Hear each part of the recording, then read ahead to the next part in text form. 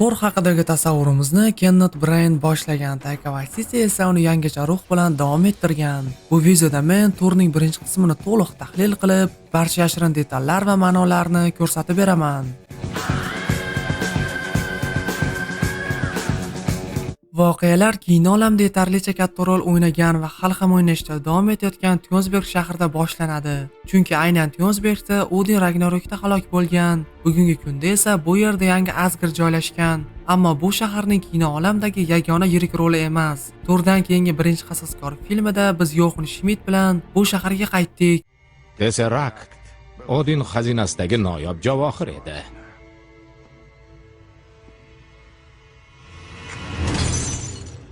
Bu saqlashga arzimaydi.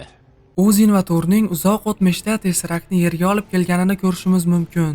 Lekin Odinning cheksizlik toshini oddiy odamlarga qoldirganining sababi katta sir. Lekin men bu videoda unga javob berishga harakat qilaman, faqat birozdan keyin. Endi esa Tor va Lokining bolaligi haqida gaplashamiz. Ikkovingiz ham podshoh zotidansiz. Ammo faqat bittangiz taxt vorisi bo'lasiz. Garchi Odinni halol va to'g'ri odam deb bo'lmasa-da, bu lahzada u haqiqatni gapirgan. Chunki Loki Lafeyning o'g'li. Demak, u Jotunheimning to'laqonli qiroli. Garchi Lafeyni o'zining o'g'li Loki o'ldirgan bo'lsa ham, men toj kiydirish sahnasini qayta ko'rganimda Odin o'g'liga taxtni berishni istamaganini payqadim. Torning o'zini bunchalik mag'rur bo'lishiga qarash yoqimsiz. Chunki shoh bunday bo'lmasligi kerak. Keyinchalik filmda Odin ko'p marta umrbodlik uyqusini kechiktirgani, shuningdek, Lafeyning o'zi ham Odin charchaganini aytgandi.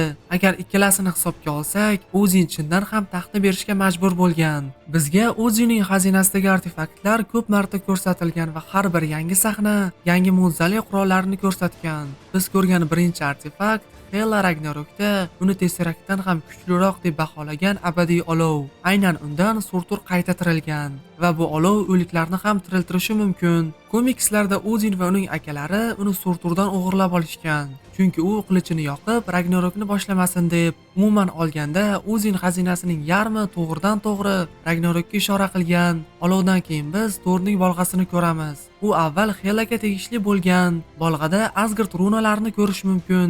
Agar tarjima qilinsa, u yerda kim bu bolg'aga munosib bo'lsa, uni ko'tarib Torning kuchiga ega bo'ladi deb yozilgan. Bu bolg'ani olgan kimsa, agar unga loyiq bo'lsa, Tor kuchiga ega bo'lsin.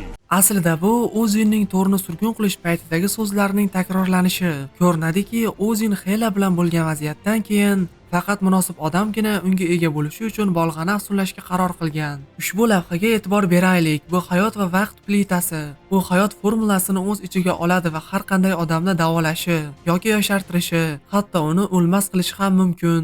Unda ham runalar bor va agar ularni tarjima qilsak, yuqorida o'tirganlar degan tugallanmagan ibora paydo bo'lyapti. Bu shubhasiz Asgard xudolariga ishora. Ha, xudolarning tepasida yana xudolar bor va ular o'zlarini soyada tepada o'tirganlar deb atashadi. Bu xudolar boshqalar kabi o'zlarining o'lchovida yashaydilar va ularning hayot va energiya manbai Ragnarokdir. Asgardliklar uchun ham ular mif hisoblanadi. Ragnarok tufayli Asgard yo'q bo'ladi va yana qayta tiriladi. Bu holat cheksiz aylanadi va soyada o'tirgan xudolar bundan oziqlanadi. Muayyan paytda ular deyarli hamma narsaga qodir bo'lishdi.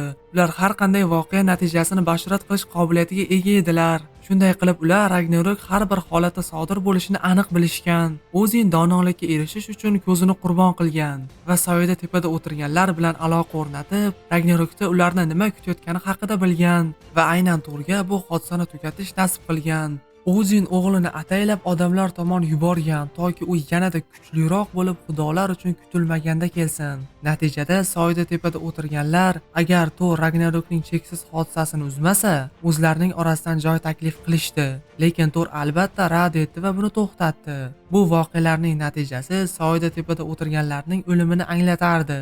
Kino olamda abadiy olov va ushbu plitaga qaraganda Odin Ragnarok haqida aniq bilgan va 3-qismda biz Thor ham Ragnarok va o'z taqdiri haqida bilganini ko'ramiz. Aslida 3-qismda Thor ham xuddi komikslardagi kabi bu holatni uzadi. Unga ro'y berishga imkon berib, lekin shu bilan birga Asgardliklarni qutqardi va yangi Asgardni qurdi. Shuningdek, xazinada aqlni nazorat qila oladigan qora sehrgarning ko'zini ko'rish mumkin. Xazinada yana bir kamerton bor. Uning yordamida boshqa o'lchovdan yashirin mavjudotni chaqirish mumkin. Komikslarda Odin Asgard xavfga tushganda uni chaqira olgan va oxirgi artefakt toshlar bilan to'la cheksizlik qo'lqopi. Ragnarokda aslida bu qo'lqop soxta ekanligi aytildi, lekin qo'lqopning xazinada mavjudligi haqida teoriyalar juda qiziq. Hela Ragnarokda Odin bilan birga dunyoni zabt etganligi ochiqlandi. Xazinadagi bu aql bovar qilmas artefaktlar ularning o'ljalari bo'lgan. Tesseract ham shulardan biri. Agar bunga cheksizlik qo'lqopining xazinada mavjudligini qo'shsak, Odin barcha toshlarni yig'moqchi bo'lgan deb taxmin qilish mumkin. Hatto u Lokini o'zi bilan olib ketgani haqida eski nazariya ham bor. Go'yoki uni aynan ruh toshi uchun qurbon qilish maqsadi bor. Lekin men bunga hozircha ishonmayman. Lekin Odinning qachondir qo'lqopni yig'moqchi bo'lganiga ishonaman. Chunki Odinning vazifasi Ragnarokni to'xtatish edi va uning oldini olish uchun qo'lqopni yig'moqchi bo'lgani istisno etilmaydi. Lekin nega u o'z maqsadidan voz kechgani hozircha noma'lum. Siz nima deb o'ylaysiz? Odin nima uchun to'xtadi va nima uchun o'z cheksizlik qo'lqopini yig'ishi mumkin? Axir qandaydir maqsadlari bo'lgandir. Bu haqdagi fikrlaringizni izohlarda yozing.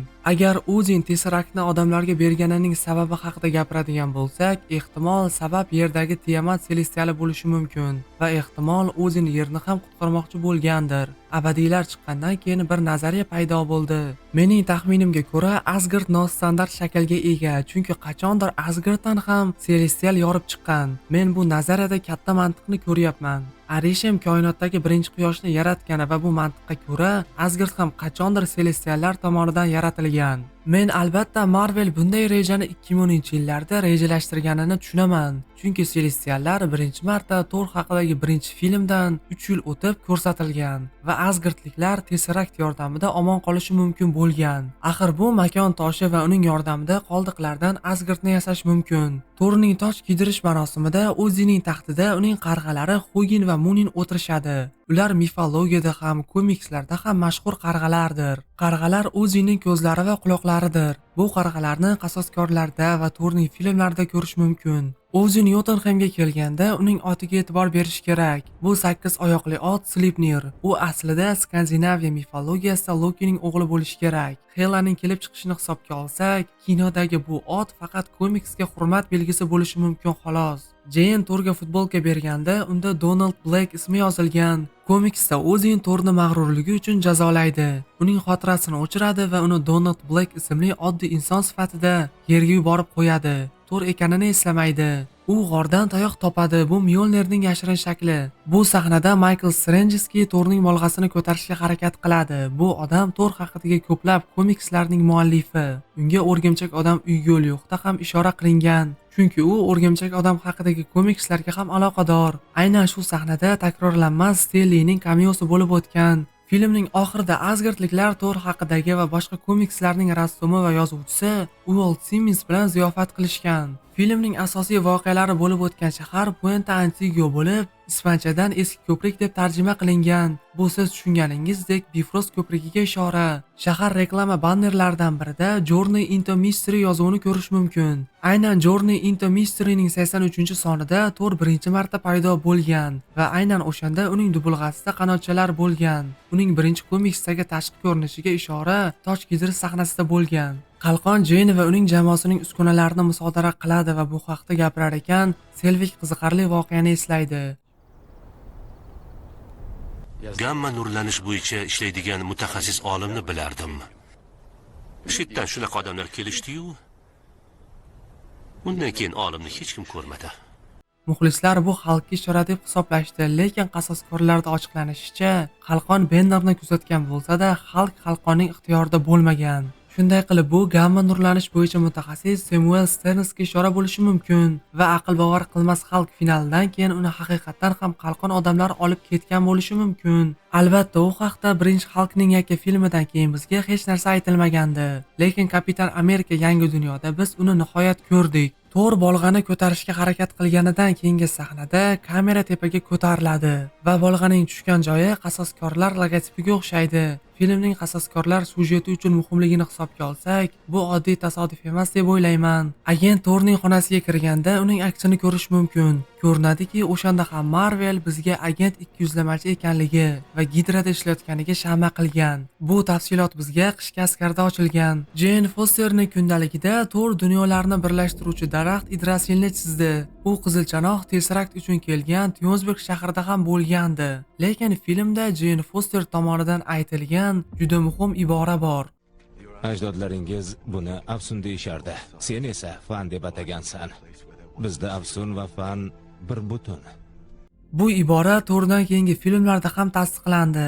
Ayniqsa bu cheksizlik toshlariga tegishli. Biz dastlab ular qandaydir sehrli artefaktlar, qandaydir kuch bera oladigan, fazolar o'rtasida harakatlanadigan va hokazo deb o'ylagandik. Lekin aslida ular juda aqlli kompyuterlarga o'xshash narsalardir. Ya'ni Tony Stark aql toshini tahlil qilishni boshlaganda, tosh aslida bu Tony Starkning o'zidagi Jarvis kabi sun'iy intellekt ekanligi aniqlangandi.